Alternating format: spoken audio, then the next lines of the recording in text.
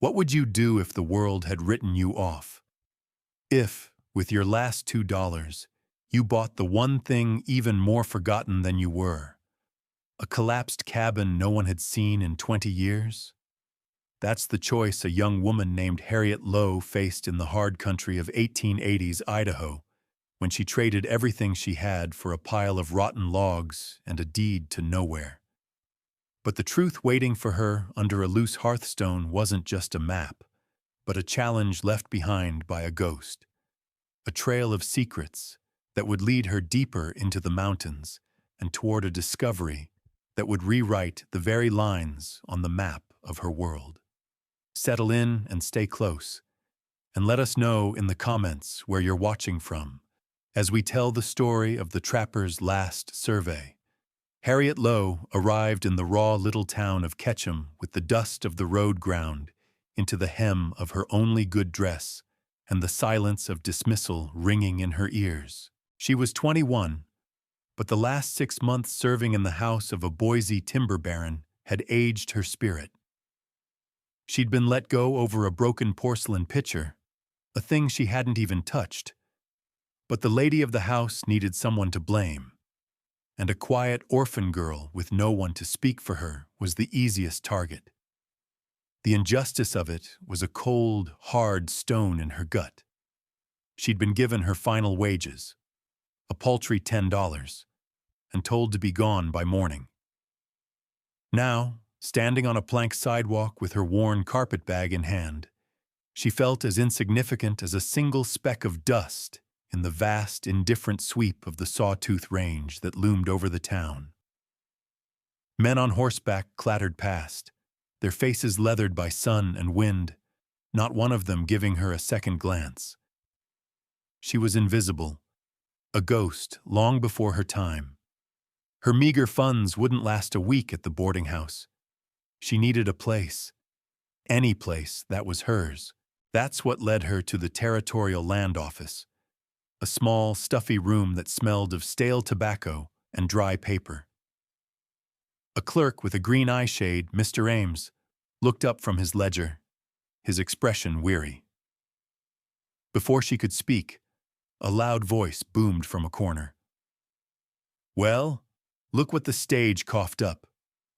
A man named Silas Croft, whom she'd already heard about in town, a speculator who bought and sold claims with a predator's glee, leaned back in his chair, thumbs hooked in his waistcoat. He appraised her with a dismissive smirk. "Lost, little lady?" Harriet ignored him, her gaze fixed on the clerk. "I'm looking to buy a piece of land," she said, her voice softer than she'd intended. "Something small, something cheap." Croft laughed outright, a harsh, barking sound. "Cheap? Honey, the only thing cheap around here is talk." Mr. Ames, to his credit, gave Croft a sidelong glare before turning back to Harriet. "Not much available for a small purse, miss. Most everything's been claimed for mining or timber." He paused, tapping a long finger on a large, rolled map. "There is one thing. A trapper's plot. Up in the East Fork Basin. Has a cabin on it, or so the deed says. No one's laid eyes on it in a decade. Man who owned it, Alastair Finch, just vanished. Went into the mountains one fall and never came out. The territories repossessed it for back taxes." "How much?" Harriet asked, her heart starting a slow, heavy beat. $2, the clerk said. Croft choked on another laugh. $2 for a pile of rot and grizzly bears for neighbors. That cabin's likely nothing but a stain on the ground by now. But Harriet heard something else in the description. She heard solitude. She heard a place so forgotten that no one would bother her, a place where she could finally be left alone. "I'll take it," she said, her voice finding a sudden firmness. She opened her purse and laid $2 silver on the counter. They shone dully in the lamplight. The sound they made was the heaviest, most final sound she had ever heard. The transaction was simple, The paperwork, a single sheet of brittle paper with her name written in the clerk's careful hand. Harriet Lowe, landowner. The words felt foreign, impossible. Silas Croft watched the whole affair with undisguised contempt. "You'll be back before the first snow, begging for work," he sneered as she folded the deed and placed it carefully in her bag. "That mountain eats people like you for breakfast." She met his gaze for a single, silent moment, her expression unreadable, and then turned and walked out without a word. Her silence seemed to infuriate him more than any retort could have. With her remaining $8, she went not to the mercantile for supplies, but to the livery. There, in a back pen, stood a mule the color of a dusty mouse. He was old, one ear flopped over, and he regarded her with an expression of profound, weary skepticism. The liveryman wanted $5 for him.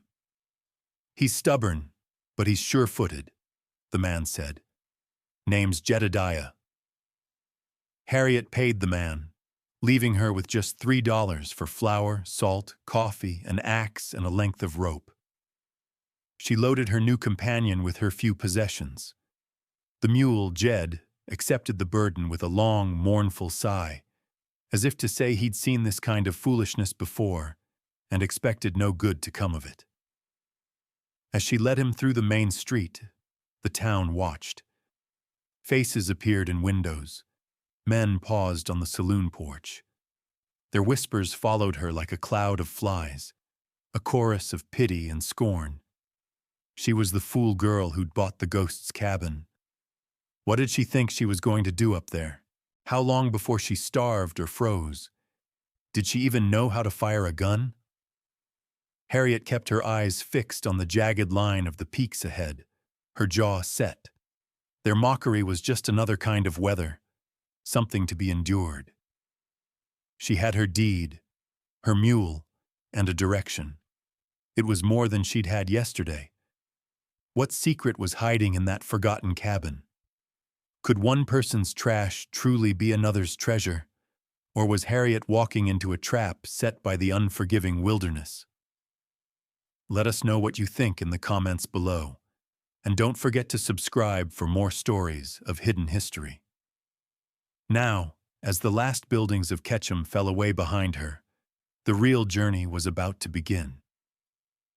As she made her final preparations at the edge of town, a shadow fell over her. Harriet looked up from tightening a cinch on Jed's pack.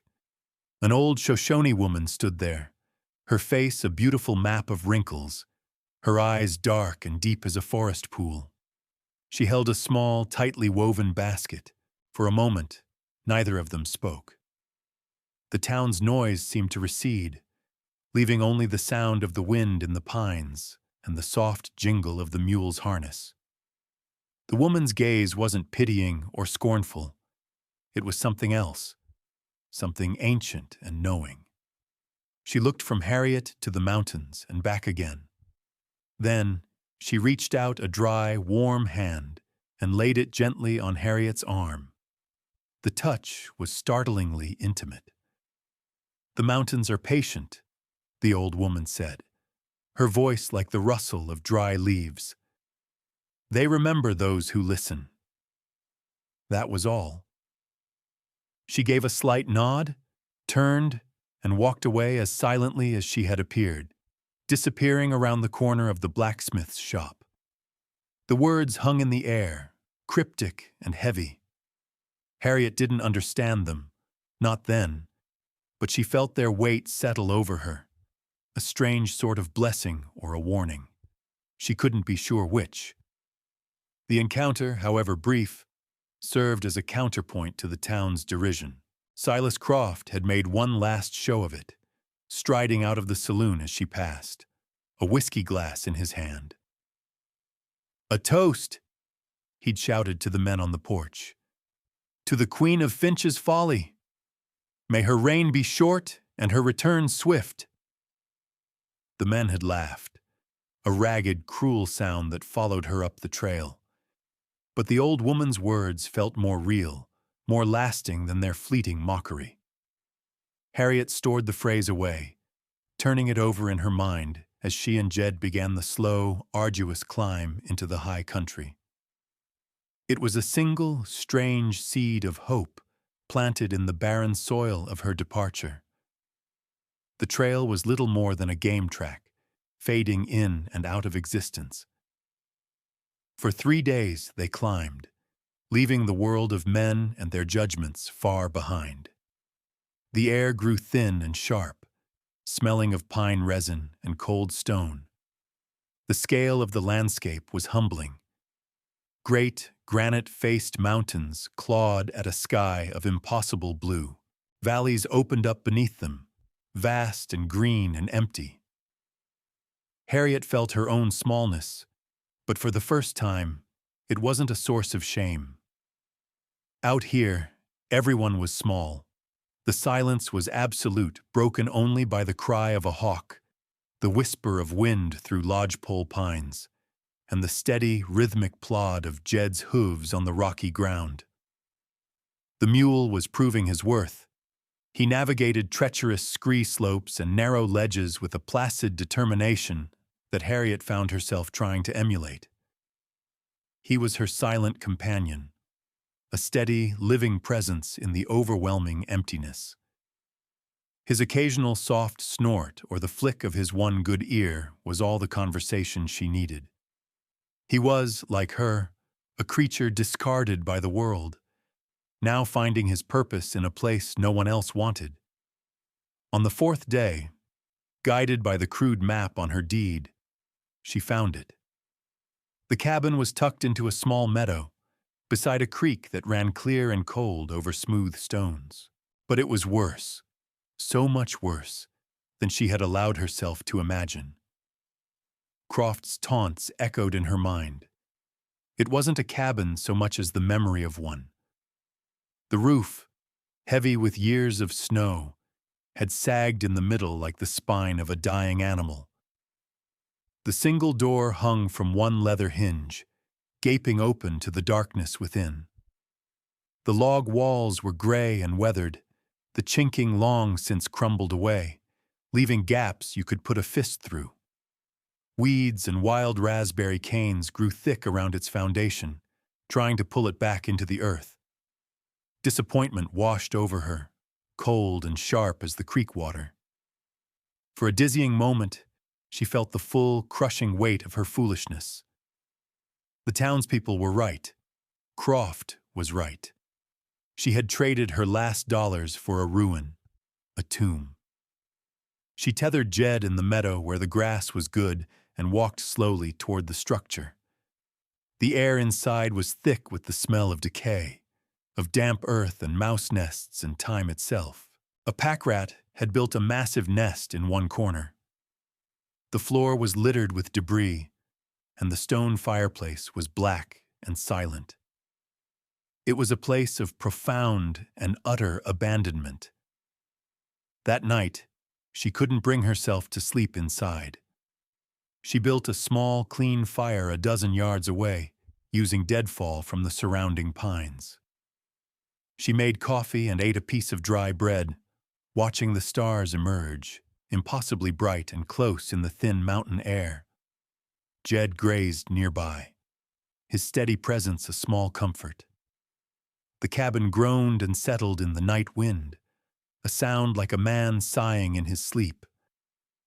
Harriet sat wrapped in her blanket, listening to its mournful voice, and wondered if she had the strength to make this dead thing live again. The old woman's words came back to her. The mountains are patient. They remember those who listen. What was this place trying to tell her? The next morning, Harriet began to work.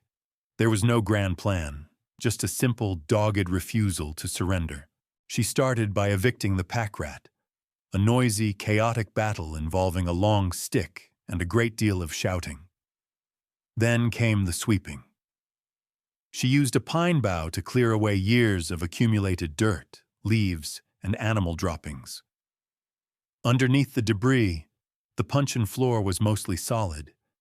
the split logs worn smooth by a solitary man's footsteps. Each small act of cleaning felt like an act of defiance against the decay. She dragged out the broken furniture, a three-legged stool and a collapsed cot, and set it in the sun. The labor was grueling. Her hands, softened by domestic work, were soon raw and blistered. Her back ached. But with every bucket of clean water she hauled from the creek, with every armful of debris she cleared, the cabin felt a little less like a tomb and a little more like a shelter. Her silent companion, Jed, would watch her from the meadow, his one good ear cocked in her direction, as if supervising her efforts. In the afternoons, he would amble over and stand patiently while she leaned against his warm flank, catching her breath. His quiet solidity was a balm to her frayed spirit. She spent 2 days patching the roof, using fallen bark, pine boughs, and thick squares of sod she cut from the meadow. It was clumsy work, but it would keep out the worst of the rain. She rehung the door using new leather straps cut from a piece of her own luggage. It swung shut with a satisfying thud, enclosing the space for the first time in years. The interior was still dark and rough, but it was hers. It was a room. It was a defense against the vast wilderness outside. On the 3rd day of her labor, she turned her attention to the fireplace. It was a solid, well-built structure of river stone, the heart of the little cabin. As she swept out the cold, packed ash from the hearth, her hand brushed against one of the flat stones that formed the apron in front of the firebox. It shifted slightly under her weight. She frowned, pushing at it again. It rocked, just a fraction of an inch. The others were set firm in a bed of clay and mortar. This one was different. She knelt, running her fingers around its edge. The mortar line was thinner here, a slightly different color, as if it had been applied later than the rest. It was a detail so small as to be almost invisible, an anomaly, a thing that did not fit. Most people would have ignored it, swept the dirt back over it, and forgotten. But Harriet's life had been one of noticing small details: a misplaced teacup, a speck of dust on a polished table, the subtle shift in a mistress's tone. Her survival had depended on seeing what others missed. She looked at the stone, a faint prickle of curiosity disturbing the rhythm of her exhaustion. It was just a stone, but it was a question in a room that should have held no more secrets. For now, she left it, but the thought of it stayed with her. A loose thread she knew she would eventually have to pull. The work of survival took precedence.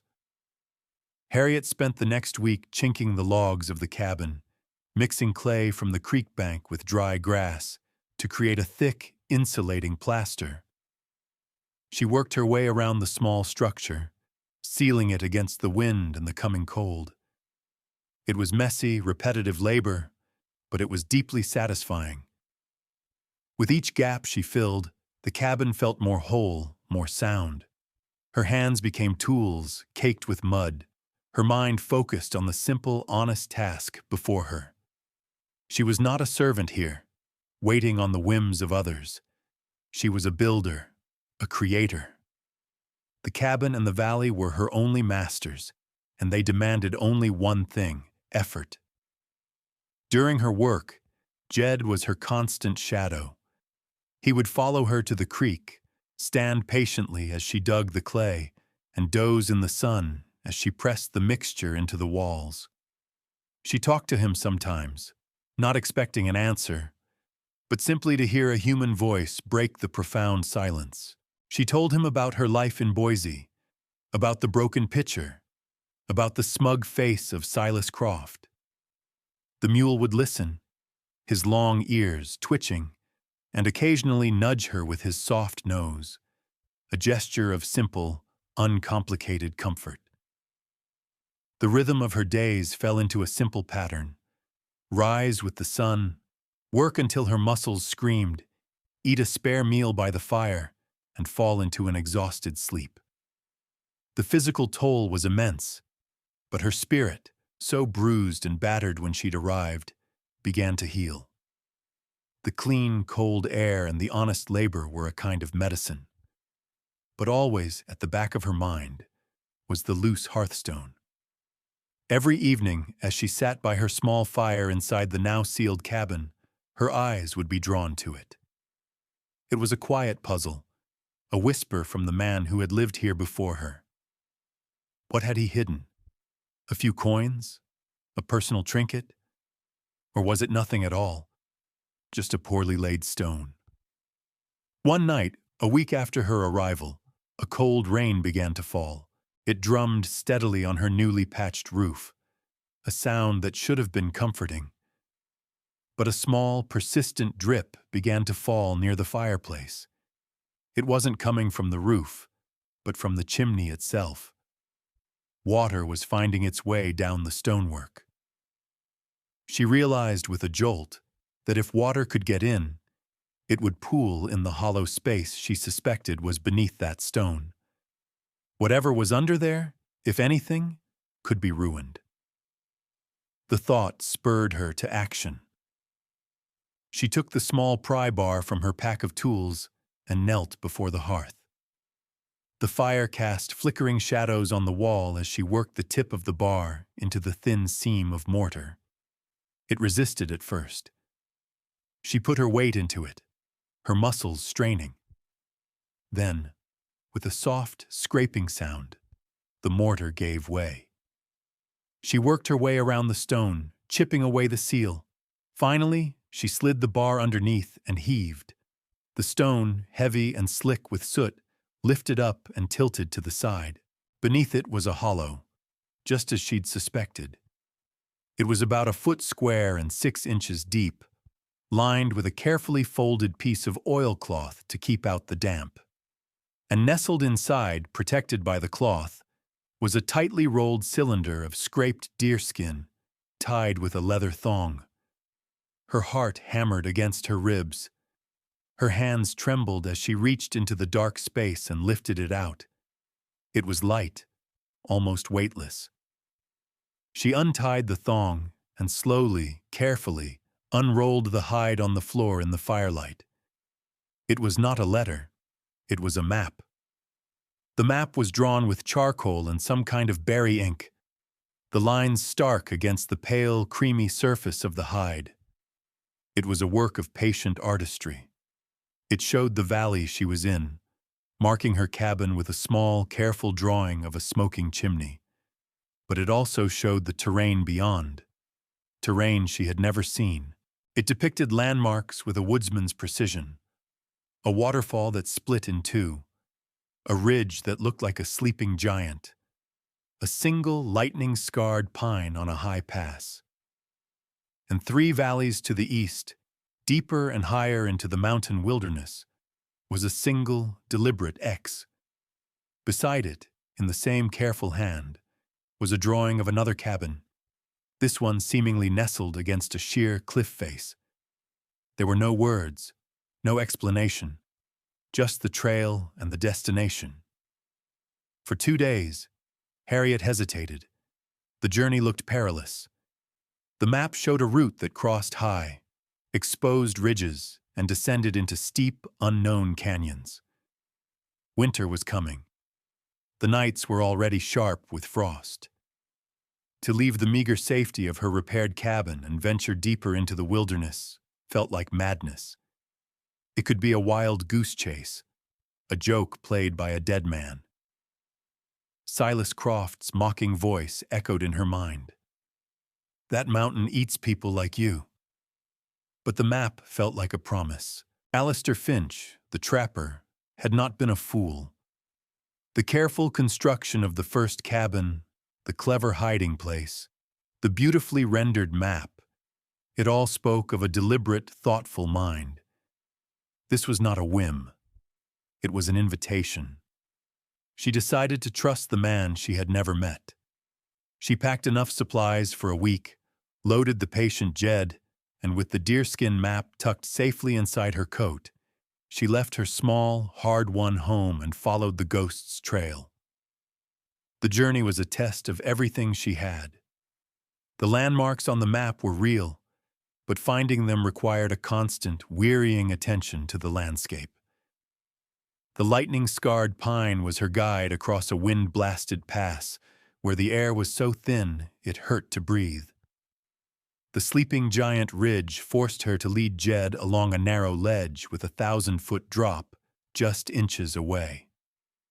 The mule never faltered, placing his hooves with an innate, stubborn wisdom that gave her courage. On the 5th day, exhausted and bone-weary, she found the second cabin. It was exactly where the map had indicated, tucked into an alcove at the base of a massive granite cliff, almost invisible until you were right upon it. This one was in far better condition. The door was solid oak, the windows had oiled paper panes, and the roof was sound. Inside, it was spare but immaculate. A bed with a folded wool blanket, a small stove, a single chair and table. It was as if the owner had simply walked out for the afternoon. And there, laid squarely in the center of the table, was another map. This one was drawn on a large piece of canvas, weighted down at the corners with smooth river stones. It was even more detailed than the first. It showed the path she had just taken, and then continued on, pushing even deeper into a region of sharp, unforgiving peaks labeled simply the Gorge. A new X marked a spot on the edge of a deep canyon, a place that, according to the territorial maps she had seen, was a blank, unexplored space. This was no longer just a journey. It was a pilgrimage. She was following the footsteps of a man who had made this wilderness his cathedral. She rested for only one night before pressing on, a sense of urgency now pulling at her, a feeling that she was getting closer to the heart of the mystery. The final leg of the journey was the most difficult of all, a descent into the gorge that was more a controlled fall than a hike. But Alistair Finch's map was a perfect guide. It led her to the one negotiable path, a switchback trail hidden by a screen of ancient firs. At the bottom of the gorge, beside a roaring river, hidden in a grove of aspen whose leaves had turned a brilliant, shimmering gold, she found it. The third cabin. It was not a cabin. It was a home. It was built of massive, hand-hewn logs, fitted together with a shipwright's precision. A stone porch faced the rising sun, and a plume of smoke, impossibly, curled from its chimney. Harriet froze, her hand on Jed's neck. Was someone here? She approached with caution, her heart pounding. The smoke, she soon realized, was not from a fire, but was steam rising from a natural hot spring that had been cleverly piped into a stone-lined bathing pool behind the cabin. The door was unlocked. She pushed it open and stepped inside. The air was cool and dry, smelling of cedar, beeswax, and old paper. A large stone fireplace dominated one wall, its hearth clean and ready. The room was filled with the evidence of a life lived with purpose and craft. Shelves lined the walls, holding not just tins of food and supplies, but books. Poetry, philosophy, geology, botany. A sturdy workbench stood in one corner, covered with finely made tools for surveying and map-making, and in the center of the room, on a massive table made from a single slab of pine, sat a thick, leather-bound ledger, easily 3 inches thick. It was closed, waiting. With a sense of reverence, Harriet ran her hand over the worn leather cover. This was it. This was the heart of the mystery. She opened it. The pages were not filled with words, but with maps, dozens upon dozens of them, executed with the breathtaking skill of a master cartographer. Alistair Finch had not just been a trapper, he had been a geographer, a scientist of the wilderness. For 20 years, he had systematically and secretly mapped the entire Sawtooth Range. His notes in the margins detailed water tables, timber quality, soil composition, and, most importantly, the precise location of mineral veins he had discovered.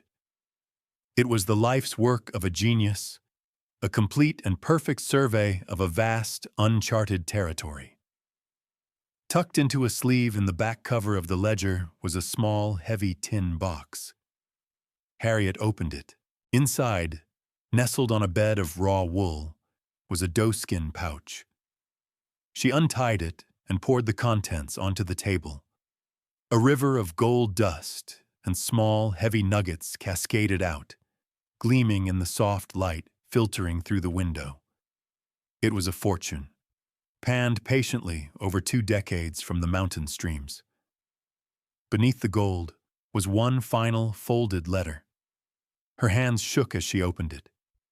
The handwriting was the same as the notes on the maps, elegant and precise. To the one who arrives, it began. If you are reading this, you have proven yourself possessed of the one quality I have come to value above all others: patience. You have not sought to conquer this land, but to listen to it. I have no heir of my blood, so I leave my work and my wealth to the one with the wit to follow my trail. The gold is yours, to provide a beginning. But the maps are the true treasure. They show what is, not what men in faraway offices have guessed to be. The boundary of this territory is wrong. The line is drawn a full 10 miles west of where it should be. The valley of this cabin, and all the timber and grazing land to the east of it, legally belongs to no one. It is waiting for the one with the knowledge to claim it. Use this work wisely. Do not let the greedy ones have it. This land does not wish to be owned, only to be stewarded. Alistair Finch. Harriet sank into the chair, the letter trembling in her hand. She looked from the gold to the ledger full of maps. She was no longer a dismissed servant. She was the heir to a hidden kingdom. Her discovery was so immense, so world-altering, that she spent the first few days in a daze, simply exploring the cabin and its surroundings, trying to comprehend the scale of Alistair Finch's legacy. She read his journals, which were separate from the survey ledger. He was a man who had fled the noise and greed of the world to find solace and truth in the high mountains. He wrote of the geology with a poet's soul, of the changing seasons with a philosopher's insight. Harriet felt she knew him, this quiet, brilliant man who had trusted the mountains more than people. She felt a profound sense of responsibility to honor his wishes. This valley was not just a claim to be filed, it was a sanctuary to be protected. She had found her purpose, but the mountains had one final test for her. The weather, which had been clear and cold, turned. The sky grew heavy and gray, the color of lead. A strange silence fell over the gorge, the birdsong ceasing, the wind dying down to an expectant hush. Then, the snow began. It started as gentle flakes, but within an hour it had become a blinding, furious blizzard. The wind howled through the canyon, a physical force that shook the sturdy cabin. Drifts began to pile up against the walls, quickly burying the windows on the north side. Harriet had never seen such a storm. She brought Jed into a small, attached lean-to that served as a woodshed, ensuring he was sheltered and had hay from the trapper's ample stores. For 3 days, the world outside vanished into a churning vortex of white. She was completely isolated, trapped in her newfound inheritance. She kept the fire roaring, cooked Finch's preserved food, and spent her time poring over the maps, memorizing the landscape he had so lovingly charted. The storm was terrifying, but the cabin was a fortress. Finch had built it to withstand the worst the mountains could offer. On the 4th day, the wind lessened slightly. Through a patch she had cleared on a window, Harriet was staring into the swirling snow when she saw movement. A dark shape, stumbling, struggling through the deep drifts. It was a man. He was barely on his feet, collapsing every few steps, his progress agonizingly slow. He was covered in snow, his face obscured, but she could see he was at the end of his strength. Without a second thought for her own safety, she pulled on Finch's heavy winter coat, wrapped a scarf around her face, and plunged out into the storm, a rope in her hand. The cold was a physical blow, stealing her breath. The snow was waist-deep. She fought her way toward the fallen figure, shouting into the wind. He was nearly buried when she reached him, unconscious, his face pale and his lips blue. He was a prospector, judging by the pickaxe still clutched in his frozen hand. With strength she didn't know she possessed, she managed to get the rope around his chest and began the brutal task of dragging him back to the cabin. It took her the better part of an hour, every muscle screaming in protest. Inside, she stripped off his frozen clothes and wrapped him in warm blankets near the fire. He was gaunt, his hands and feet showing the telltale white of severe frostbite. For the next 2 days, as the blizzard raged outside, she nursed him. She thawed his frozen limbs in lukewarm water, a painful, delicate process. She spoon-fed him warm broth made from dried venison she found in the larder. He was delirious, muttering about a lost claim and a partner who had left him. She sat by his side, keeping the fire high, her commitment to this place and its legacy solidifying with every act of care. She was using Alistair Finch's provisions to save a life. She was becoming the steward he had hoped for. When the storm finally broke, the world was transformed. Everything was covered in a thick, pristine blanket of white, the sky a piercing, brilliant blue. The prospector, whose name was Elias, was weak but lucid. He looked around the cabin with wide, disbelieving eyes, and then at Harriet. His gaze filled with a profound, humbled gratitude. You saved my life, miss," he stammered. "I thought I was a dead man for sure." He told her his story, how he and his partner had been caught in the storm, how they'd gotten separated, how he'd stumbled blindly for days before collapsing. Harriet simply nodded, offering him more broth. She didn't speak of the maps or the gold. It wasn't the time. When Elias was strong enough to travel, they prepared to leave. The journey out of the gorge was slow and difficult in the deep snow, but together they managed it, with Jed breaking trail like a seasoned plow. As they traveled back towards the town of Ketchum, a journey that took more than a week, a quiet friendship formed between them. Elias was a simple, honest man, and he was in awe of Harriet's capability and her quiet strength.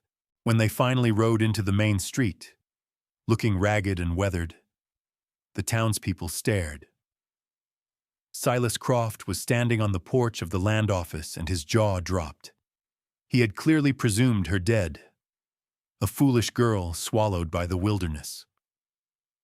Elias, before seeking out the doctor, stood beside Harriet and told his story to the gathered crowd. He spoke in a loud, clear voice, leaving no doubt as to what had happened.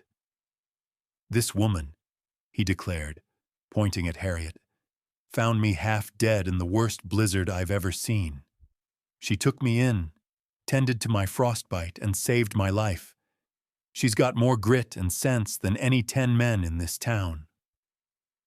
A murmur went through the crowd. They looked at Harriet differently now, not with pity or scorn, but with a new, grudging respect. Croft's face was a mask of disbelief and fury. His narrative of her foolishness had just been publicly dismantled. Harriet, ignoring the stares, walked directly into the land office, the heavy leather ledger under her arm. Mr. Ames, the clerk, looked up, his eyes wide. "Miss Lowe, we thought you were—" "I need to file a claim," she said, her voice steady. "And I need to see the territorial surveyor?" She heaved the ledger onto the counter. It landed with a solid, authoritative thud that echoed in the silent room. Croft pushed his way forward. "What is this nonsense? Some trapper's diary?" He reached for it, but Harriet placed her hand flat on the cover. "This," she said, looking him directly in the eye, "is the truth." The territorial surveyor, a quiet, meticulous man named Mr. Davies, was summoned from his office down the street. He was skeptical at first, but as he opened the ledger and began to examine Alistair Finch's work, his expression shifted from professional curiosity to utter astonishment. For a full week, he sequestered himself with the ledger, comparing its pages to the official government surveys. The town buzzed with speculation. Finally, Davies emerged, looking pale and deeply impressed. He called a public meeting at the land office. The room was packed. "For 20 years, Davies began, his voice filled with reverence, "a man named Alistair Finch, living in seclusion, conducted the most thorough and accurate survey of the Sawtooth Range ever undertaken." He held up one of Finch's maps. "His work proves, beyond any doubt, that the original territorial boundary survey of 1863 was flawed. The line is wrong." He unrolled the official map and used a charcoal pencil to draw a new line, a line that seeded a massive triangle of land, thousands of acres of prime timber and rich river valleys from federal jurisdiction. According to the law, Davies concluded, his voice ringing with authority, this land is unclaimed, untitled, and open to the first legal filing. A collective gasp went through the room. Silas Croft looked as if he'd been struck by lightning. Harriet Lowe, using the gold Finch had left her, had already filed, her claim covering the hidden valley of the third cabin and the headwaters of the river. The fool girl had inherited a kingdom. The final scene unfolds 6 months later in the warm, slanting light of a late summer evening. The valley of the third cabin, now known simply as Finch Valley, is peaceful. Harriet Lowe stands on the stone porch of her home, looking out at the land she now stewards. The air is sweet with the smell of cut hay and pine. Below, in the lush meadow, Jed the mule grazes contentedly, his days of hard travel over. The valley is no longer empty, but it is not crowded. Elias, the prospector she saved, has become her foreman and loyal friend. He proved to be a man of his word, and his gratitude has transformed into a fierce, protective loyalty. He manages the small, sustainable timber operation she has established on the far side of the valley, using Finch's maps to select only fallen or aging trees, preserving the old-growth forest. A handful of other families have settled in the lower valley, families Harriet invited herself, people she knew to be hard-working, honest, and respectful of the land. They are building a community, not a boomtown. There is a one-room schoolhouse under construction and the beginnings of a grist mill on the river. The town of Ketchum now regards Finch Valley with a kind of mythic awe. Traders make the journey to buy their well-milled lumber and to gaze at the woman who outsmarted the mountains. Silas Croft, his reputation shattered and his speculative ventures souring, had left the territory in disgrace. Mr. Davies, the surveyor, is visiting. He stands beside Harriet on the porch, holding a newly printed official map of the territory. It shows the corrected boundary line, and within the new lands, the neatly drawn square of the Lowe claim. He is still marveling at Finch's work. "He was a remarkable man," Davies says quietly, "to have done all this alone with such precision." He looks at Harriet, People are calling you the queen of the sawtooths, you know. Harriet smiles, a small, private expression. She shakes her head. They have it wrong. Davies looks puzzled. What will you call this place, officially? Finch Valley is what the people say, but the deed needs a name. Harriet looks out at the vast, silent peaks turning gold and amber in the setting sun. She thinks of the dismissed servant girl who arrived with nothing, of the mocking laughter, of the old woman's cryptic words.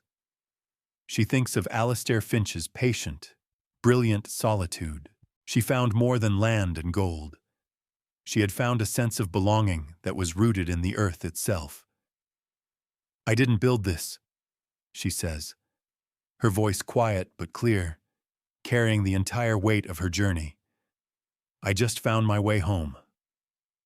Thank you for staying with us for this incredible story of resilience and hidden worth.